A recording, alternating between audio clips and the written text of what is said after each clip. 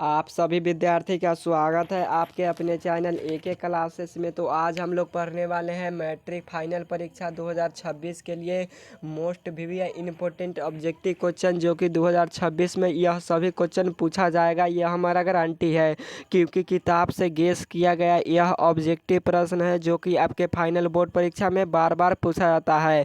और आज के क्लास में हम लोग हिंदी का ऑब्जेक्टिव क्वेश्चन का डिस्कस करेंगे, जो कि टोटल 20 ऑब्जेक्टिव पढ़ेंगे और 20 ऑब्जेक्टिव क्वेश्चन आपके एग्जामों के लिए काफ़ी ज़्यादा इम्पोर्टेंट है। और यह सभी क्वेश्चन PYQ है जो कि आपके एग्जामों में कई बार पूछा जा चुका है और 2026 में 100% पूछा जाएगा, यह हमारा गारंटी है, जो कि 2026 के बोर्ड परीक्षा में।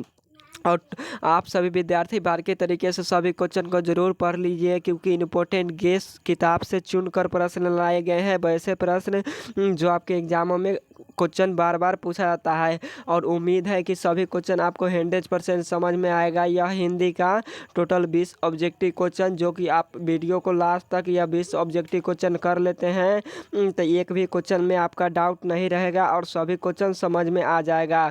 और आज के क्लास में हम लोग थोड़ा सा फास्ट चलेंगे, तो आप लोग प्लीज़ ज़रूर सभी क्वेश्चन को बारीकी तरीके से पढ़ने का प्रयास कीजिएगा और जो भी क्वेश्चन आएगा उससे रिलेटेड तो हम आपको बता देंगे। तो चलिए देखते हैं first number question. First number question में पूछा गया है मूकनायक क्या है। हमसे क्वेश्चन में पूछा है मूकनायक क्या है, तो मूकनायक एक पत्रिका है। 1 का राइट आंसर बी होगा, एक पत्रिका है। तो आपको क्या करना है, याद रखना है, क्वेश्चन पूछता है यह सब। अगला नंबर क्वेश्चन है 2 नंबर है, डॉक्टर अंबेडकर ने किस पत्रिका का संपादन किया था। तो बाबा साहेब भीमराव अंबेडकर ने किस पत्रिका का संपादन किया था, तो बहिष्कृत भारत पत्रिका का संपादन किया था। 2 का राइट आंसर सी होगा। और बाबा साहेब भीमराव अंबेडकर का जन्म कब हुआ था, तो 1891 में ईस्वी में हुआ था, जो कि 14 अप्रैल 1891 ईस्वी में। और कहाँ हुआ था, तो महू गाँव के मध्य प्रदेश में हुआ था, जो कि एक दलित परिवार में हुआ था। तो जो भी क्वेश्चन हम रिवाइज करवाते हैं जरूर याद रखिए। अगला नंबर क्वेश्चन है मैक्स मुलर ने सर्वाधिक संपदा और प्राकृतिक सौंदर्य से परिपूर्ण देश किस देश को माना है। तो मैक्स मुलर ने सर्वाधिक संपदा और प्राकृतिक सौंदर्य से परिपूर्ण देश किस देश को माना है, तो अपना देश भारत को माना है। राइट आंसर सी होगा, अपना देश भारत को माना है। और मैक्स मुलर का जन्म कब हुआ था, तो 6 दिसंबर 1823 ईस्वी में हुआ था। कब हुआ था, तो 6 दिसंबर 1823 ईस्वी में। और कहाँ हुआ था, तो मैक्स मुलर का जन्म जर्मनी में हुआ था।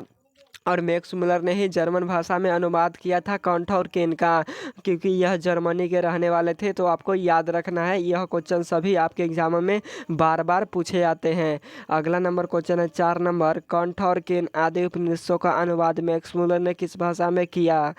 तो कंठ और केन आदि उपनिषदों का अनुवाद मैक्स मुलर ने किस भाषा में किया था, तो जर्मन भाषा में किया था। राइट आंसर डी होगा, जर्मन भाषा में, क्योंकि यह जर्मनी के रहने वाले थे, जो कि हम आपको बता दिए है।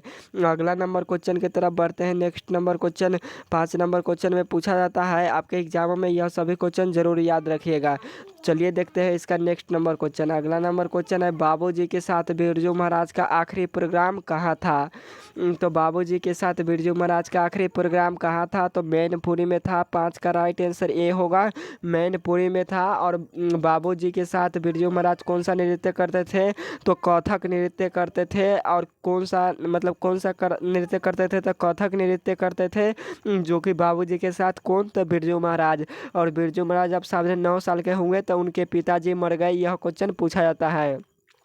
6 नंबर क्वेश्चन में पूछा गया है शंभू महाराज बिरजू महाराज के कौन थे। तो शंभू महाराज बिरजू महाराज के कौन थे, तो चाचा जी थे। राइट आंसर डी होगा, 6 का चाचा जी थे। यह क्वेश्चन सा आएगा, प्लीज जरूर याद रखिए, इंपॉर्टेंट क्वेश्चन सभी है। अगला नंबर क्वेश्चन है प्रेम के पीर कवि किन्हें कहा जाता है। तो प्रेम के पीर कवि किन्हें कहा गया है, तो घनानंद दास को कहा गया है। राइट आंसर डी होगा, घनानंद को कहा गया है। और घनानंद को किसने मार दिया, तो नादिर शाह के सैनिकों ने मार दिया। और घनानंद को कब मारा था नादिर शाह के सैनिकों ने, तो 1939 ईस्वी में घनानंद को मार दिया नादिर शाह के सैनिकों ने। तो आपको याद रखना है, पक्का यह क्वेश्चन पूछा जाएगा आपके फाइनल बोर्ड परीक्षा 2026 में। और घनानंद की प्रेमिका का नाम क्या था, तो जो कि एक नर्तकी थी। सुजान नाम था घनानंद की प्रेमिका का नाम। और सुजान के आंगन तक अपने आंसुओं को पहुंचाना चाहते हैं कौन? तो घनानंद अपने आंसुओं को पहुंचाना चाहते हैं किसके यहाँ? तो सुजान के आंगन तक, जो कि घनानंद की प्रेमिका थी। तो आपको प्लीज़ ज़रूर यह सभी क्वेश्चन याद रखना है, बार बार आता है और ज़रूर इसे याद रखिएगा क्योंकि यह सभी क्वेश्चन इंपॉर्टेंट है। अगला नंबर क्वेश्चन है 8 नंबर, घनानंद किस भाषा के कवि है? तो घनानंद ब्रज भाषा के कवि है। राइट आंसर सी होगा, ब्रजभाषी कवि है घनानंद। तो आपको याद रखना है, 2026 के लिए इंपॉर्टेंट क्वेश्चन है। अगला नंबर क्वेश्चन है डॉक्टर भीमराव अंबेडकर का जन्म कब हुआ था? तो डॉक्टर भीमराव अंबेडकर का जन्म कब हुआ था? तो 14 अप्रैल 1891 ईस्वी में हुआ था। राइट आंसर डी होगा, 14 अप्रैल 1891 ईस्वी में, जो कि महू मध्य प्रदेश में हुआ था। कहाँ हुआ था?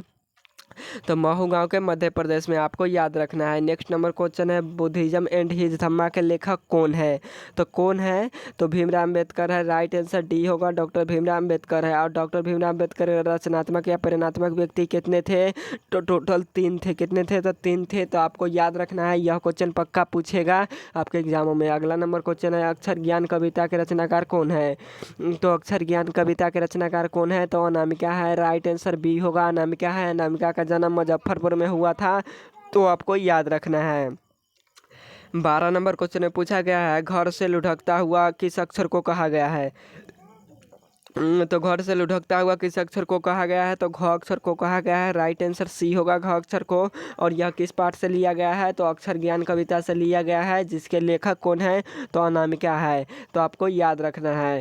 अगला नंबर क्वेश्चन है 13 नंबर, गुरु नानक के पद है। तो गुरु नानक के पद क्या है? तो राम भक्तिमय गीत है। राइट आंसर ए होगा, राम भक्तिमय गीत है गुरु नानक के पद। और गुरु नानक देव क्या कौन थे? तो सिखों के गुरु थे। कौन से गुरु थे? तो सिखों के गुरु थे, जो कि प्रथम गुरु थे। कौन से गुरु? तो प्रथम गुरु थे सिखों के। तो आपको याद रखना है, यानी पहला गुरु थे। यह सभी क्वेश्चन पूछा जाता है। और गुरु नानक देव का जन्म कहाँ हुआ था? तो पाकिस्तान तलवंडी में हुआ था। कहाँ हुआ था? तो पाकिस्तान के तलवंडी में गुरु नानक देव का जन्म हुआ था। यह क्वेश्चन पक्का पूछा जाएगा आपके फाइनल बोर्ड परीक्षा में, गेस किया गया है। अगला नंबर क्वेश्चन है आज्ञा का जन्म कब हुआ था? हमसे पूछा आज्ञा का जन्म कब हुआ था? तो 1911 ईस्वी में हुआ था। और आज्ञा ने कौन सा पाठ लिखा है? तो हिरोशिमा पाठ लिखा है। अमेरिका ने हिरोशिमा पर परमाणु बम कब गिराया था? तो 6 अगस्त 1945 ईस्वी को गिराया था। कब गिराया था? तो 6 अगस्त 1945 ईस्वी को अमेरिका ने हिरोशिमा और नागासाकी दोनों पर परमाणु बम गिराया था, जो कि 6 अगस्त 1945 ईस्वी को। और किसने गिराया? तो अमेरिका ने गिराया।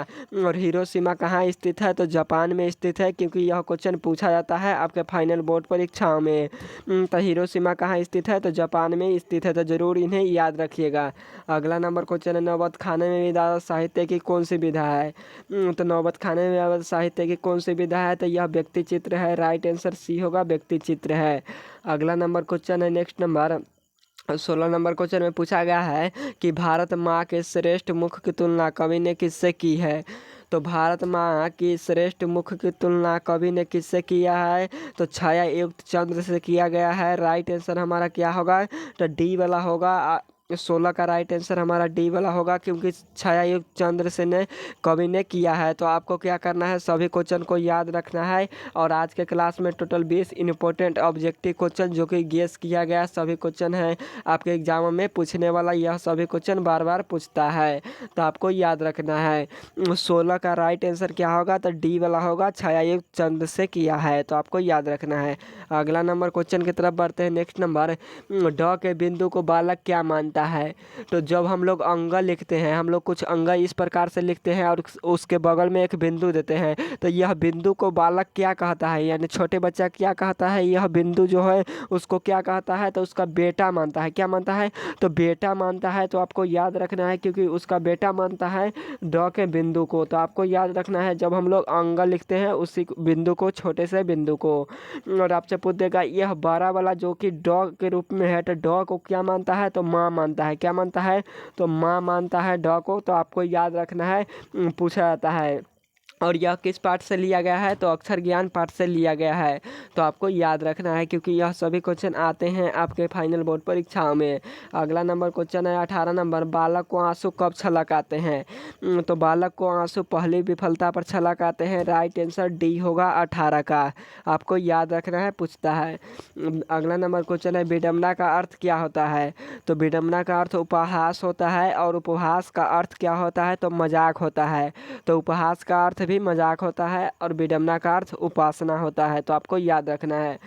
अगला नंबर क्वेश्चन है डॉक्टर भीमराव अम्बेडकर का रचनात्मक प्रेरक व्यक्ति कौन थे। तो डॉक्टर भीमराव अम्बेडकर रचनात्मक प्रेरक व्यक्ति टोटल 3 थे। उनमें से एक थे ज्योतिबा फुले। कौन थे, तो उनमें से एक थे ज्योतिबा फुले। तो आपको याद रखना है क्योंकि इंपॉर्टेंट क्वेश्चन सभी पूछा जाता है। तो ओके बाय, फिर मिलेंगे नेक्स्ट क्लास में। और आज के क्लास में टोटल 20 ऑब्जेक्टिव क्वेश्चन आपको कैसा लगा, जो कि गेस किया गया प्रश्न था। तो आप सभी विद्यार्थी कमेंट बॉक्स में ज़रूर बताइएगा। ओके बाय, फिर मिलेंगे नेक्स्ट क्लास में।